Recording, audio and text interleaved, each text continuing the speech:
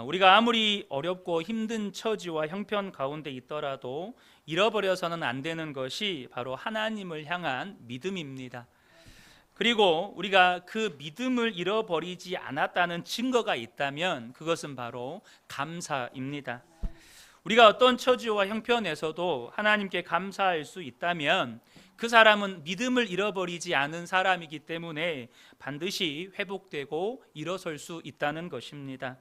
신명기서를 보면 하나님께서 3번의 감사절기를 지키라고 하셨습니다. 신명기 16장 16절 17절을 보면 너희 가운데 모든 남자는 1년에 3번 곧 무교절과 칠칠절과 초막절에 내 하나님 여호와께서 택하신 곳에서 여호와를 배웁되 빈손으로 여호와를 배웁지 말고 각 사람이 내 하나님 여호와께서 주신 복을 따라 그 힘대로 드릴지니라. 세 번의 감사 절기를 정하라고 하나님이 말씀하십니다. 그것은 무교절, 칠칠절, 초막절입니다. 이 무교절은 유월절 다음 날부터 7일간 지키는 절기로 이 출애굽 전날 무교병을 먹으면서 출애굽을 준비한 데에서 기인한 절기입니다. 이 절기는 구원의 은혜에 대한 감사 절기입니다.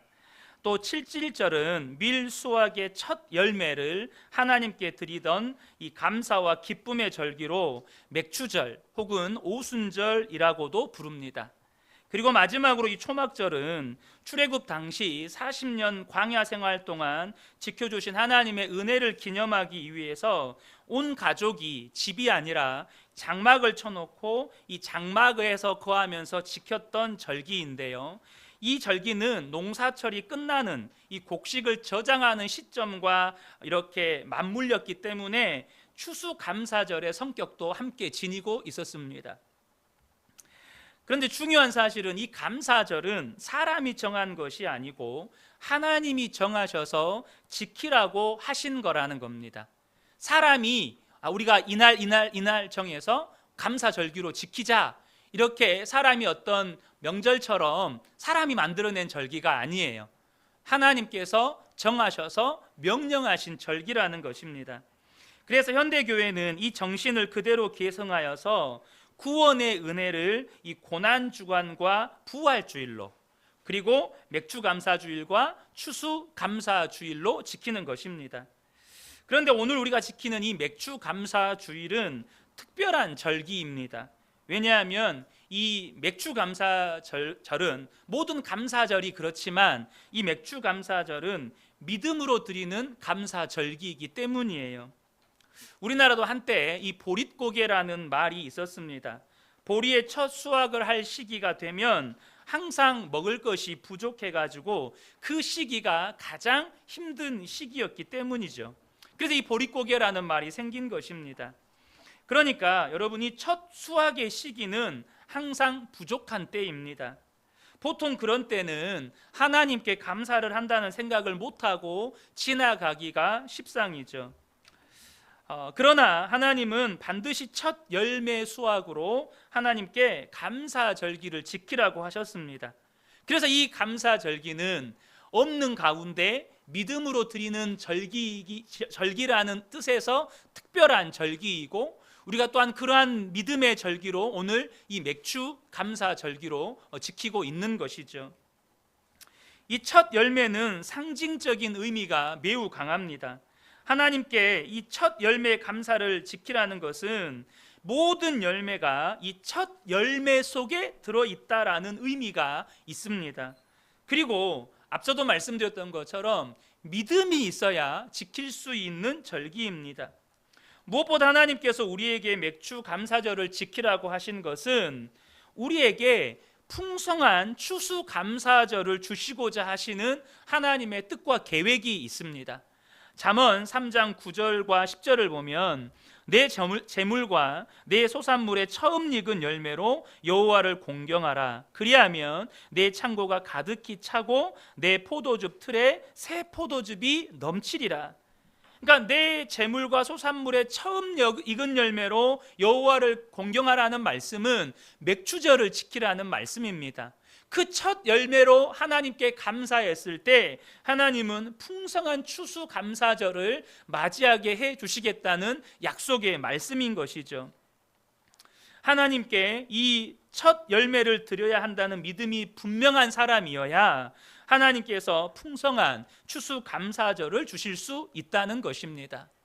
여러분, 언제나 하나님의 은혜는 믿음과 기대라고 하는 이 통로와 그릇에 담깁니다. 믿음이 없으면, 또 하나님을 향한 기대가 없으면 우리에게는 어떤 은혜도 임할 수 없고 그 은혜를 우리가 누릴 수 없게 되는 것입니다. 우리가 자녀들이 감사하지 못하는 모습을 보면 부모들의 마음에는 안타까운 마음이 듭니다. 부모 눈에 보기에 자녀에게 감사의 이유가 많기 때문입니다. 부모의 눈에 보면 감사의 이유가 많아요. 그런데 자녀들은 원망과 불평이 많습니다. 그렇게 자녀들이 원망과 불평을 하는 것을 볼 때면 부모들은 자녀들이 영적으로 위험하다는 것을 본능적으로 느낍니다. 저렇게 감사할 줄 모르면 하나님께 복을 받을 수가 없는데, 여러분, 그것이 하나님의 마음입니다. 그런데 여러분, 하나님이 우리를 보실 때는 우리가 자녀들을 보는 것보다 더하다는 사실입니다. 이스라엘 백성들이 출애굽할 때 20세 이상 된 자들 가운데 여호수아와 갈렙을 제외하고 광야에서 다 죽을 수밖에 없었던 이유는 그렇게 감사할 것이 많았음에도 불구하고 그들의 입에서 원망과 불평이 끊이지 않았기 때문입니다. 고린도전서 10장 10절을 보면 그들 가운데 어떤 사람들이 원망하다가 멸망시키는 자에게 멸망하였나니 너희는 그들과 같이 원망하지 말라. 하나님께서 우리에게 감사절기를 지키게 하신 것은 우리의 입술에서 원망과 불평을 거두고 감사를 회복시키셔서 우리에게 복을 주시기 위함이라는 거예요. 저는 우리 모든 성도님들의 입술에서 원망과 불평이 그치게 되기를 축복합니다. 잃어버렸던 감사가 회복되기를 축복합니다. 혹시 우리 성도님들 가운데 도무지 감사 제목들이 생각나지 않는 분들이 계시다면 당장 오늘 저녁에 잠들기 전에 노트 하나를 펴놓고 볼펜을 잡고 성령님께 물어보세요.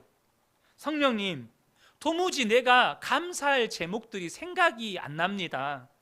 내가 감사해야 할 제목들이 생각날 수 있도록 도와주세요.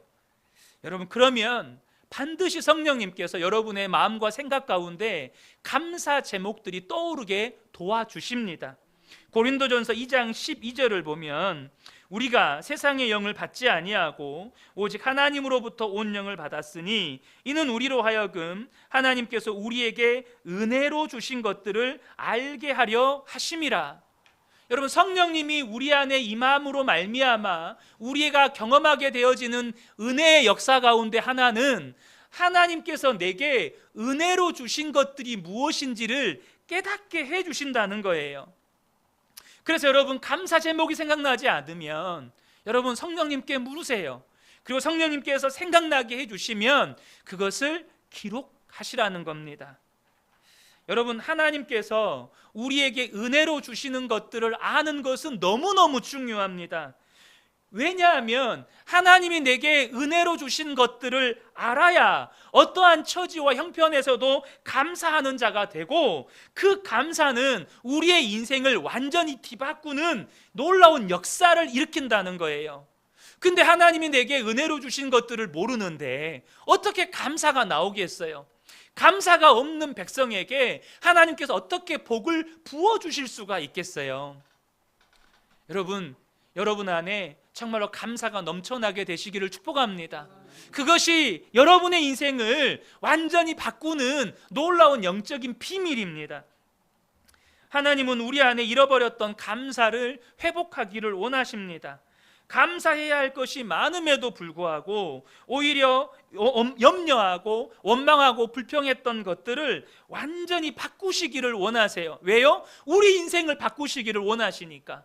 우리의 인생이 새로워지기를 원하시니까요. 그런데 오늘 본문은 우리가 하나님께 드리는 감사가 진정한 감사가 되기 위한 필요 조건, 반드시 우리의 감사가 갖추어야 할 조건에 대한 이야기를 해주십니다. 우리의 감사가 정말로 하나님이 기뻐 받으시는 진정한 감사가 되려면 우리 주변에 있는 어려운 이들, 힘든 사람에게도 기쁨이 되는 감사여야 한다는 것입니다. 그때만이 우리가 하나님께 드리는 감사가 진정한 감사가 될 수 있다는 거예요. 11절을 보겠습니다. 너와 내 자녀와 노비와 내 성중에 있는 레위인과 및 너희 중에 있는 객과 고아와 과부와 함께 내 하나님 여호와 앞에서 자기 이름을 두시려고 택하신 곳에서 내 하나님 여호와 앞에서 즐거워할지니라. 이 맥주 감사절을 지낼 때 하나님 앞에 이 감사의 예물을 가지고 나와서 그 감사의 예물 가지고 함께 즐거워하는데, 너와 네 자녀들만 즐거워하지 말고 너희 중에 함께 있는 노비와 네 성중에 있는 하나님께 온전히 헌신하는 주의 종들과 나그네와 고아와 과부와 함께 즐거워할 때 그것이 하나님이 진정으로 받으시는 감사가 된다는 거예요. 우리가 감사절을 지킬 때 반드시 기억해야 하는 것입니다.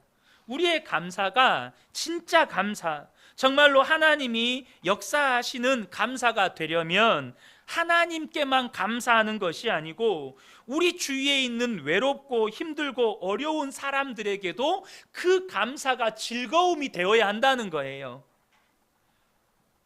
하나님의 백성들이 하나님이 주시는 복을 누리는 삶을 살려면 반드시 지켜야 하는 중요한 원리가 있습니다. 하나님이 주시는 복을 우리가 온전히 누리고 살려면 반드시 지켜야 하는 원리가 있어요. 그것은 뭐냐면 하나님이 주시는 복을 이웃과 나누며 살아야 한다는 것입니다.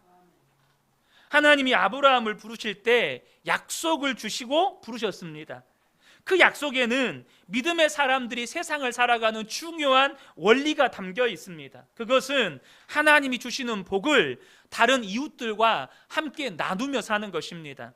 창세기 12장 2절과 3절을 보면 내가 너로 큰 민족을 이루고 내게 복을 주어 내 이름을 창대하게 하리니 너는 복이 될지라. 내가 너에게 복을 주겠다. 이것이 하나님께서 아브라함에게 주신 첫 번째 약속이었습니다. 그런데 아브라함에게 주신 약속은 이것으로 끝이 나지 않습니다. 3절을 보면 너를 축복하는 자에게는 내가 복을 내리고 너를 저주하는 자에게는 내가 저주하리니 땅의 모든 족속이 너로 말미암아 복을 얻을 것이라. 하나님께서 아브라함에게 주신 약속은 내가 너에게 복을 주겠고 너로 말미암아 모든 족속이 복을 얻게 하겠다. 이것이 하나님이 주신 약속이었습니다. 너도 복받고 너로 말미암아 모든 민족도 복을 받아야 한다. 여러분, 이 약속은 성경의 핵심 명령과 그 맥을 같이 합니다. 성경의 핵심 명령이 무엇입니까? 마태복음 22장 37절에서 40절을 보면 예수께서 이르시되 내 마음을 다하고 목숨을 다하고 뜻을 다하여 주 너의 하나님을 사랑하라 하셨으니 이것이 크고 첫째 되는 계명이요 둘째도 그와 같으니 내 이웃을 내 자신과 같이 사랑하라 하셨으니 이 두 계명이 온 율법과 선지자의 강령이니라. 여러분, 성경의 핵심 명령이 무엇입니까? 하나님을 사랑하고 이웃을 사랑해라. 이것은 아브라함에게 주신 약속과도 일맥상통하는 성경의 핵심 명령입니다. 많은 성도들이 하나님의 은혜를 사모하고 갈망하는 마음이 있습니다. 그것은 기본적으로 하나님을 향해서 은혜의 문이 활짝 열려 있는 것입니다. 여러분, 그렇게 하나님의 은혜를 향해서 그 은혜를 사모하고 갈망하는 이 문이 활짝 열려 있으면 하나님은 반드시 응답해 주십니다. 여러분이 부흥회나 혹은 수련회나 기도회나 제자 훈련에 참석하면서 하나님이 살아계신 것을 분명하게 깨닫게 되고 나를 얼마나 사랑하시는지 그 하나님의 놀라운 사랑을 경험하게 되고 하나님 나라의 영광을 보게 되고 또 내 마음속에 있는 모든 죄성과 또 염려와 두려움이 성령의 역사로 완전히 씻겨나가는 그런 은혜의 경험을 하게 되고 내 마음에 막 기쁨이 넘칩니다. 그런데 여러분, 이런 은혜를 경험한 많은 성도들이 대부분 경험하는 공통점이 있는데 그 은혜의 체험이 너무나도 짧다는 것입니다. 그래서 다시는 흔들리지 않을 것 같았지만 어느 순간이 지나면 그 은혜는 금방 지나가 버리고 내 마음이 냉랭해지고 또 더 이상 하나님의 은혜가 부어지지 않은 것 같은 느낌을 받으면서 스스로 당황해야 합니다. 그때 대부분의 성도들이 또 공통적으로 취하는 방법이 있어요. 그게 뭘까요? 하나님께 더 매달리는 것입니다. 하나님, 내게 은혜를 더 부어주세요. 하나님, 내게 더 강력한 체험을 경험하게 해주세요. 그러니까 이전에 내가 경험했던 은혜가 너무 작다고 느끼는 거예요. 여러분, 이것이 성도들 안에 대표적으로 잘못되어 있는 신앙의 태도입니다. 내게 주신 은혜가 부족하다가 느끼고 하나님 더 강력한 은혜요, 하나님 더 크신 사랑이요, 하나님 더 강력한 체험이요. 하나님의 은혜가 더 이상 내게 새롭지 않고 내 심령이 메말라 있고 냉랭해져 있다면 여러분, 우리가 반드시 점검해야 될 것이 있습니다. 하나님을 향하여 문이 열린 것과 함께 이웃을 향해서도 문이 열려 있는지 여러분 점검하셔야 합니다. 여러분, 이스라엘의 사회가 죽음의 바다인 이유가 무엇입니까? 북쪽에 있는 갈릴리 호수로부터 요단강을 타고 내려온 물을 계속해서 흘려봤습니다. 그러나 이 사해는 해발 고도가 마이너스 403m예요. 해수면보다 마이너스 400m예요. 그러니까 어때요? 이 물이 빠져나가는 것은 물이 증발하는 것을 제외하고는 물이 빠져나가는 방법이 없습니다. 그러니까 물이 분명히 새로운 물은 계속해서 공급되는데 빠져나가는 물이 없으니 그곳은 생명체가 살 수 없는 죽음의 바다가 되어버렸습니다. 그곳의 물의 염도는 바닷물이 3점 몇 프로인데 30%가 넘습니다. 여러분, 수영하지 못해도 얼마든지 여러분의 몸이 뜹니다. 가서 풍덩 던지면 여러분의 몸이 둥둥 떠요. 근데 생명체는 살 수 없는 죽음의 바다입니다. 여러분, 이웃을 향해 마음의 문이 열려 있지 않으면 하나님의 은혜가 부어져도 그것이 나를 새롭게 하는 역사를 경험할 수가 없는 것입니다. 여러분, 사람의 마음은 그 속을 다 헤아릴 수 없기 때문에 때로는 바다보다도 넓고 깊다고 표현하기도 하지만 사실 우리는 우리의 마음이 얼마나 작은지를 다 잘 알고 있습니다. 어떤 때는 간장 종지보다 작은 것이 우리의 마음입니다. 뭐 하나에 꽂히면 다른 것은 보이지도 않고 별것도 아닌 일에 마음이 쉽게 삐졌는데 그 삐진 마음을 잘 풀지도 않습니다. 그래서 이 간장 종지보다 작은 우리의 마음에는 하나님의 은혜가 금방 차올라 버립니다. 더 채울 수가 없는 거예요. 방법은 뭡니까? 받은 은혜를 흘려보내고 새로운 은혜를 받는 것입니다. 많은 성도들이 하나님의 은혜를 사모하고 갈망하는데도 은혜가 새롭지 않고 어느 순간 은혜가 메말라 버린 것 같은 것처럼 느껴지는 이유가 바로 여기에 있는 것입니다. 하나님을 향해서는 문이 열려 있는데 이웃을 향해서는 문이 닫혀 있는 거예요. 우리의 마음이 간장 종지같이 작아도 하나님을 향해서 문이 열려 있고 동시에 이웃을 향해서도 문이 열려 있다면 하나님의 은혜는 내 삶에 계속 흐르게 됩니다. 그런데 만약 우리 안에 이웃을 향한 마음의 문이 닫혀 있다면 하나님은 은혜를 안 부으시는 게 아니라 부으실 수가 없는 것입니다. 이것이 맥주 감사절에 하나님께서 이스라엘 백성들에게 주신 명령입니다. 너 혼자 네 가족들끼리만 나와서 감사하면서 즐거워하지 말고 네 성중에 있는 고아와 나그네와 객과 과부와 레위인들과 함께 나와서 즐거워해라. 여러분, 감사절을 지킬 때 하나님께 감사하는 것과 함께 이웃을 향하여 우리의 마음이 열려 있어야 한다는 것입니다. 우리의 감사는 하나님께 감사를 드리면서도 얼마나 이기적인지 모릅니다. 감사를 하면서도 나 자신에게 감사하는 것의 범위를 넘어서지를 못합니다. 이렇게 해주셔서 저렇게 해주셔서 나에게 이렇게 해주셔서 저렇게 해주셔서 감사하고, 또 우리 가족에게 이렇게 해주셔서 저렇게 해주셔서 감사한 것밖에 없는 거예요. 박노해 시인의 감사한 죄를 소개해 드리고 싶습니다. 이것은 기도를 많이 하시는 천주교 신자이신 어머니에 대한 이야기를 시로 썼습니다. 비록 천주교 신자이지만 이 시는 감사에 대한 우리의 신앙을 부끄럽게 만듭니다. 새벽녘 팔순 어머니가 흐느끼신다. 젊어서 홀몸이 되어 온갖 노동을 하며 5 자녀를 키워낸 장하신 어머니, 눈도 귀도 어두워져 홀로 사는 어머니가 새벽 기도 중에 나짖기 흐느끼신다. 나는 한평생을 기도로 살아왔느니라. 낯선 서울 땅에 올라와 노점상으로 쫓기고 여자 몸으로 공사판을 뛰어다니면서도 남보다 도와주는 사람이 많았음에 늘 감사하며 기도했느니라. 아비도 없이 가난 속에 연자제에 묶인 내 새끼들, 환경에 좌절하지 않고 경우 바르게 자라나서 큰아들과 막내는 성직자로 하나님께 바치고 너희 내외는 민주운동가로 나라에 바치고 나는 감사기도를 바치며 살아왔느니라. 내 나이 80이 넘으니 오늘에야 내 숨은 죄가 보이기 시작하는구나.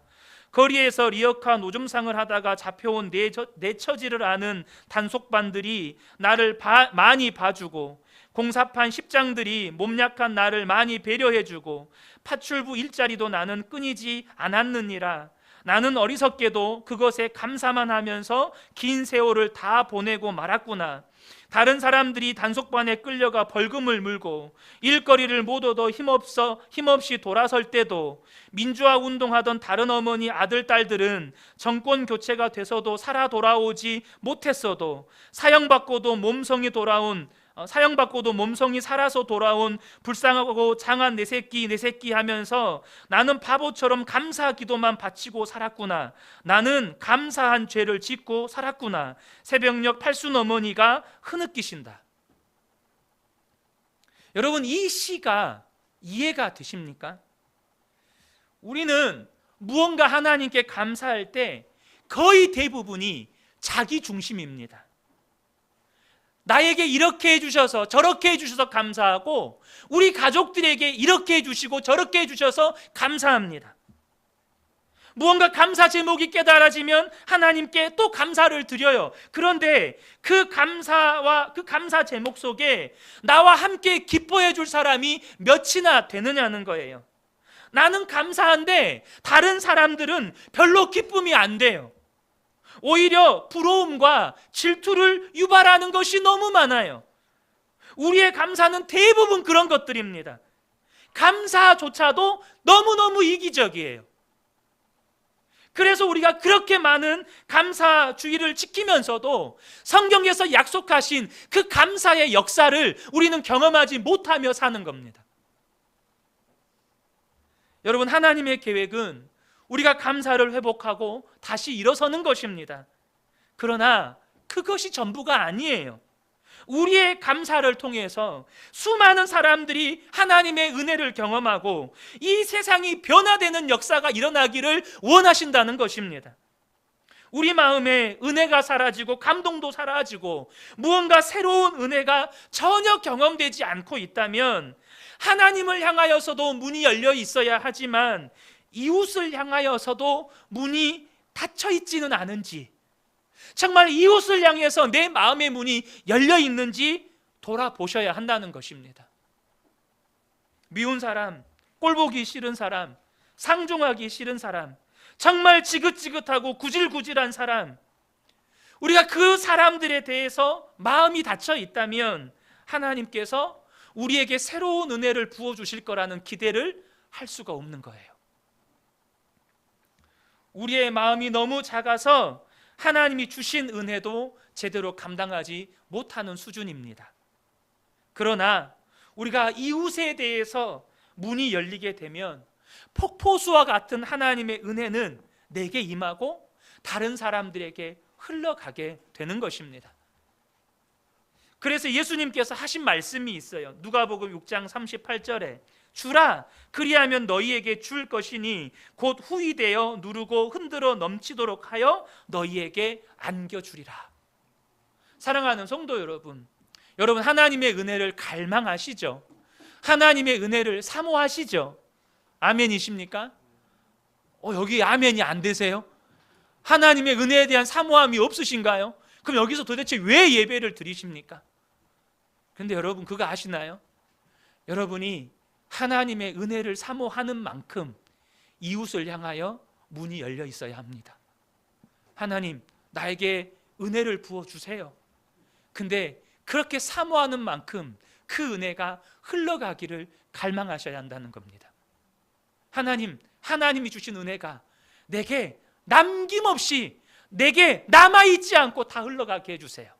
그럼 놀라운 건 무엇인지 아십니까? 내 마음이 마르지 않는 샘물이 된다는 것입니다. 왜요? 마르지 않는 샘의 근원 되신 하나님께서 내 마음에 담겨있는 하나님의 은혜가 다 흘러갔으니 하나님은 그것을 기뻐 받으시면서 또 부어주시고 또 부어주시는 거예요. 저는 우리 성도님들의 마음이 마르지 않는 샘물이 되시기를 축복합니다. 은혜가 흘러가야 하늘로부터 은혜가 부어지는 거예요. 여러분, 우리가 용서를 받으려고 해도 우리에게서 양쪽 문이 다 열려 있어야 한다는 거 아십니까?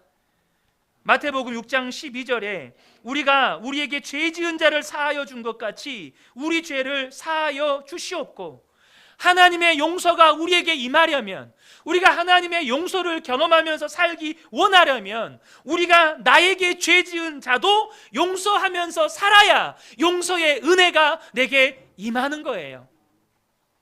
내가 하나님의 용서를 받으려면 하나님을 향하여서도 문이 열려 있어야 하지만 나에게 죄 지은 사람에게도 문이 열려 있어야 한다는 겁니다. 여러분, 기도 응답도 두 문이 다 열려 있어야 한다는 거 아십니까? 마태복음 7장 7절과 8절 말씀, 우리 성도님들이 다 좋아하시는 말씀입니다. 구하라, 그리하면 너희에게 주실 것이요, 찾으라, 그리하면 찾아낼 것이요, 문을 두드리라, 그리하면 너희에게 열릴 것이니 구하는 이마다 받을 것이요, 찾는 이는 찾아낼 것이요, 두드리는 이에게는 열릴 것이니라. 이 말씀 사모하면서 와, 하나님이 나에게 기도 응답의 약속을 주셨어. 우리는 그렇게 하나님께 약속을 믿고 간절히 기도합니다. 그런데 여러분, 이 말씀은 마태복음 7장 12절과 반드시 연결되어야 하는 말씀이에요.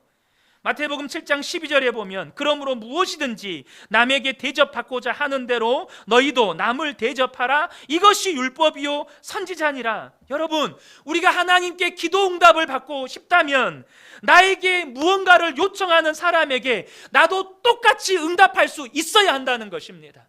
우리는 하나님께 기도 응답 받기를 원해요. 그런데 다른 사람들이 나에게 무언가를 요청할 때 하나님이 나에게 응답하기를 원하시는 것처럼 내가 그렇게 응답하느냐는 겁니다. 이웃을 향하여 나의 응답의 문이 열려야 하나님도 나의 기도에 응답해 주시는 역사가 일어나게 되는 거예요. 이웃을 향하여 마음에 닫혀 있는 사람은요, 은혜를 많이 받았는데도 만나서 교제를 해보면 그 사람에게서 은혜를 받기가 어렵습니다. 분명히 그 사람은 체험도 많고 말씀도 많이 아는 것 같은데 그 사람을 만나면 뭔가 불편해요. 그 사람과 교제를 하잖아요, 마음이 막 불편해져요. 이유가 뭘까요? 이웃을 향해서 그 사람의 마음의 문이 닫혀 있기 때문입니다. 사랑하는 성도 여러분, 여러분의 마음의 문은 지금 어떻습니까? 저는 우리 교회가 절기헌금을 구제헌금으로 사용하는 일이 하나님의 마음을 정말로 기쁘게 하시는 일이라고 믿습니다. 그래서 저는 여러분께 정말로 부탁을 드리고 싶습니다. 혹시 이 말씀을 헌금 강요로 오해하지 않으시면 좋겠습니다. 여러분이 절기에 감사 헌금을 드릴 때 단지 여러분의 개인의 감사 제목만을 가지고 감사 헌금 드리지 마시고 여러분 주위에 가난하고 힘들고 외롭고 고통 가운데 있는 사람들에게 정말로 하나님이 주신 은혜를 그 기쁨을 나누기 원하는 마음을 담아서 여러분들이 힘있게 감사헌금을 드리시기를 축복합니다. 나의 감사 제목만 말고요, 내 감사 제목을 들으면 부럽기만 해, 다른 사람들이 보면 부럽기만 하는 그런 감사 제목만 말고요, 하나님 내게 주신 이 은혜가 다른 사람에게 기쁨이 되기 원합니다. 다른 사람의 슬픔을 위로하고, 다른 사람의 아픔을 치유하고, 다른 사람의 어려움 가운데서 일으켜주는 하나님 함께 나눔의 은혜가 되기를 원합니다. 그 마음을 담아서 여러분이 감사헌금을 드릴 수 있는 이 맥주 감사절의 정신과 믿음을 계승하는 복된 분들이 되시기를 축복합니다.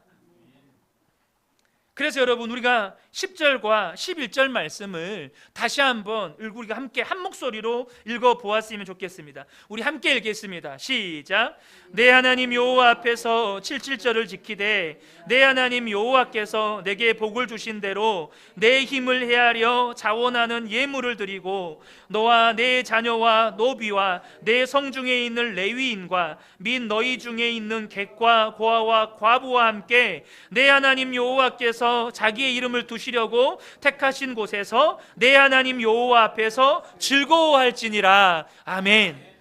여러분, 이 감사절기는 나와 내 가족들만 하나님께서 내게 베푸신, 우리 가족에게 베푸신 것에 감사하며 기뻐하는 절기가 아니라 그 기쁨과 은혜를 우리 주위에 있는 이웃들과 함께 나누는 감사절기가 되어야 할 줄로 믿습니다. 여러분, 그래서 오늘 이 맥주 감사 주일의 예배가 바로 이와 같이 하나님을 향하여서도 우리의 마음의 문이 열리고 이웃을 향하여서도 우리의 마음의 문이 열려서 나와 가족들과 우리 주변에 있는 아프고 힘들고 고통스럽고 어려움 가운데 있는 이웃들이 하나님 앞에서 함께 즐거워할 수 있는 그런 복된 감사 절기가 되기를 예수님의 이름으로 축복합니다. 아멘.